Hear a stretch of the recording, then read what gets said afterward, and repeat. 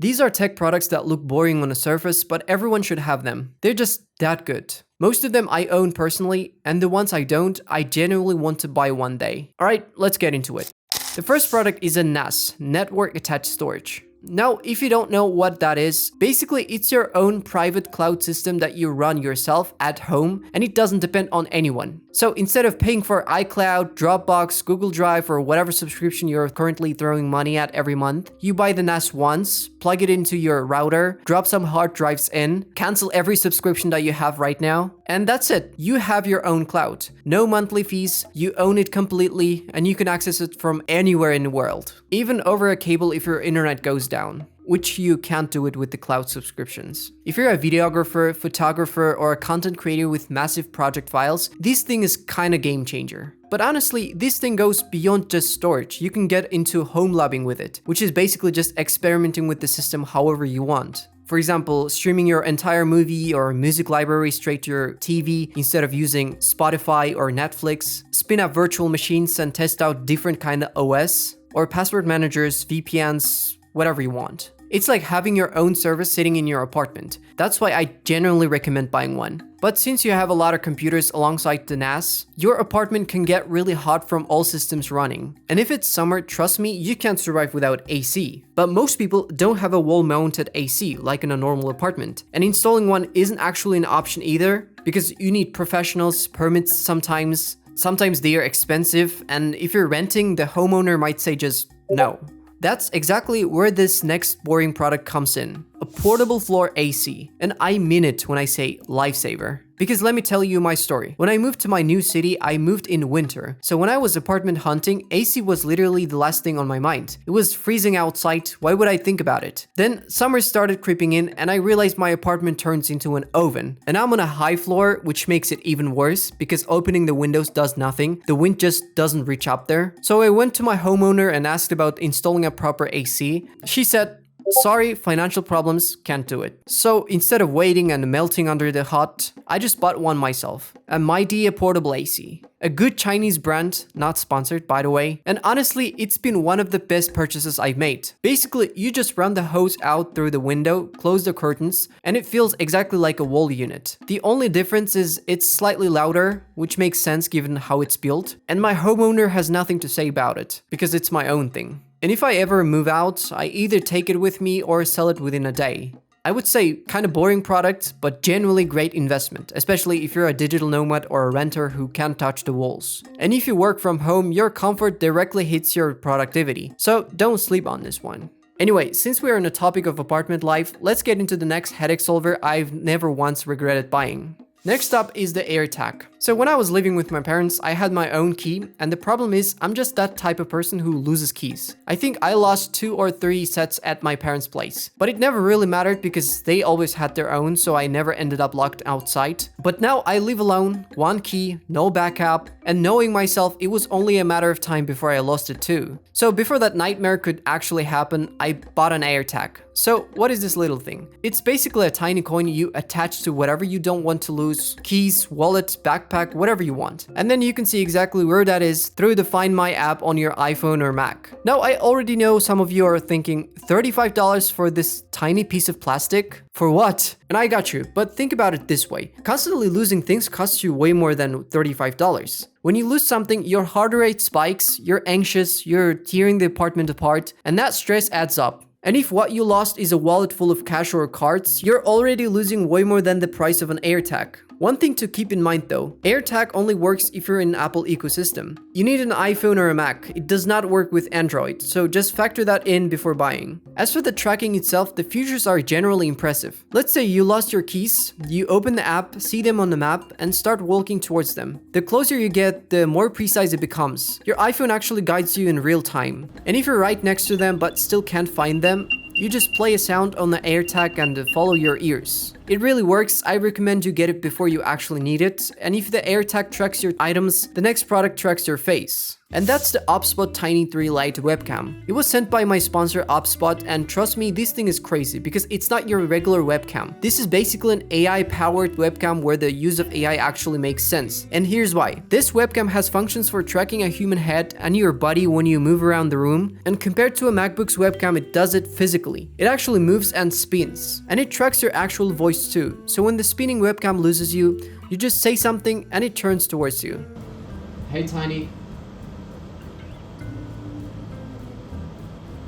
You can't even imagine how crazy it is. On top of that, there's software where you can zoom the camera in and out, set presets for different filming positions, and all of it is also controlled by your voice. All the color settings exist in the app as well, plus background blur obviously. There are so many things you can do with the app, I just can't fit it all in here. Tiny 3 Lite shoots 4K at 30 FPS for standard use, but what's actually interesting is 1080p at 120 FPS, meaning you can shoot slow motion directly from a webcam, which almost no webcam can do. I think you don't even need an actual camera with this webcam, because you can use it to film a YouTube video. So it's not only for Zoom calls, but for actual content creation or streaming. On top of that, I have to mention the built-in microphone quality. To be honest, most webcams sound terrible, but this one has 3 MEMS microphone built in. The same mic technology used in high-end earbuds and studio gear, so you actually sound clean without a separate microphone. Okay, this is the test for the microphone of OBSBOT Tiny 3 Lite. And as you can see, the sound is not really great, but at the same time not really bad. So you can use it for Zoom calls, or playing video games with your friends on Discord. They also sent their Vox SE wireless mic, which is from the same ecosystem, so it pairs with Tiny 3 Lite quickly, meaning you can speak freely even if you're far from the webcam. This is a test of the OBSBOT Vox SE, the tiny microphone, and as you can see, the sound is pretty much good. I can actually use it as the microphone if I want to. That's good. The webcam works with pretty much everything: OBS, Zoom, Twitch, Stream Deck, and the design is great too. It's tiny, weighs basically nothing, has a built-in stand so you can just set it on your desk and you're done. And if you want to put it on a tripod, there's a thread on the bottom for that too. It's $199, which honestly for everything it does is pretty solid deal. So link for OBSBOT Tiny 3 Lite webcam and the Vox SE wireless microphone in the description. Discount code is there too. Now, let's back to the list. Alright, the next thing I recommend to everyone who works at home is a standing desk. This thing is kinda boring and most people forget it all the time. I even show it in my videos occasionally, but people don't even notice it. But to be honest, I think it's so much healthier to have, because a standing desk isn't just for setting the right height for your desk, but also lets you work while standing if you get tired of sitting. To be honest, as a person who works while sitting for about 8 hours a day, that became life-changing. Sometimes I really want to work while standing when I'm tired of sitting, and I do that all the time. So in my opinion, it's kind of worth it. But keep in mind that these desks are much more expensive than ordinary ones, so if you don't want to work while standing or you just play games at your desk for 2-3 hours a day, it doesn't make sense. They're overkill. The standing desk I have isn't from some big brand. I just bought a random standing desk from a local brand at 140 to 60 centimeters and then expanded it with a company that makes tabletops to 160 to 80 centimeters. And there you go. I found the ideal size for myself. And if I want to work while standing, I just use this controller that lifts it up to 118 centimeters. So if you want to buy one, just get some random local brand, or I'll leave a link to some on Amazon. But if you want to make this standing desk even healthier, the next boring product helps with that. And that's the Treadmill, or a walking pad, call it whatever you want. I personally don't have one, but I'm sure I want to purchase one. Because as I said, I work 8 hours a day on my PC, and if I've already made all of that comfortable for myself, why not make it even healthier? And to be clear, walking is healthy. I'm not a doctor myself, so I don't want to make things up by saying it increases your lifespan or balances your heart rate. My channel is a tech channel, so I'll just say this. Logically, just compare 8 hours of sitting without doing anything, only occasionally going to bathroom or the kitchen to eat, versus having a standing desk with a treadmill that allows you to move.